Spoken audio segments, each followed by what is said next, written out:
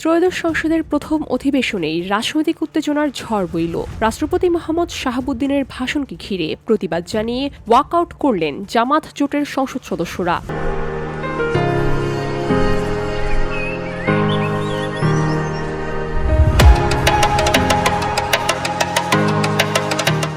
বৃহস্পতিবার বিকেল 3:30টার দিকে রাষ্ট্রপতি মোহাম্মদ শাহাবুদ্দিনের সংসদ সদস্য প্রবেশের ঘোষণা দেয়া হলে জামাত জোটের এমপিরা হঠাৎ করেই আসন ত্যাগ করে দাঁড়িয়ে প্রতিবাদ জানালেন। তারা প্রদর্শন করলেন লাল কার্ড, যাতে লেখা জুলাইয়ের সাথে গদ্দারি চলবে না। রাষ্ট্রপতি প্রবেশের সঙ্গে সঙ্গে সরকারি দলের এমপি ও সংসদ সদস্যরা দাঁড়িয়ে অভিবাদন জানালেন, কিন্তু বিরোধী দলের অনেকেই বসে রইল, যা স্পষ্টতই প্রতিবাদের ইঙ্গিত।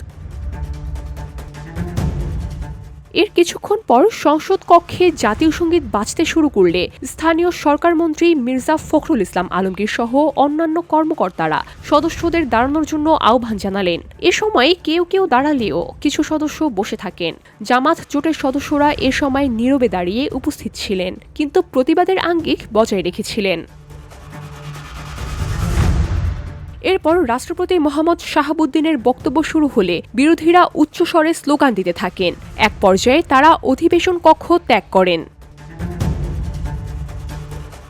স্পিকার হাফিজ উদ্দিন আহমদ সংসদ সদস্যদের শান্ত থাকার জন্য আহ্বান জানিয়ে বলেন, রাষ্ট্রপতির ভাষণ সংবিধান অনুযায়ী বাধ্যতামূলক। দয়া করে খারাপ কোনো দৃষ্টান্ত স্থাপন করবেন না। মাননীয় সদস্যবৃন্দ, আমরা মহান জাতীয় সংসদে কার্যপ্রণালী বিধি, সংবিধান এবং রেওয়াজসমূহ অনুসরণ করতে চাই।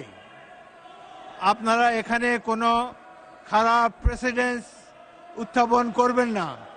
দয়া করে আপনাদের আসনে বসুন এবং মহামান্য রাষ্ট্রপতির ভাষণ শোনার জন্য অপেক্ষা করুন।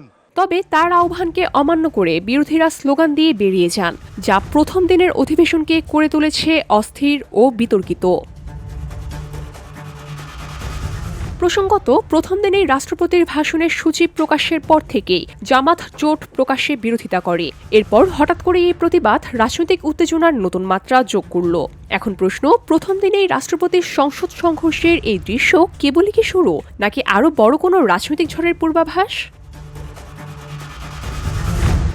ভিউডি বাংলা নিউজ ডেস্ক।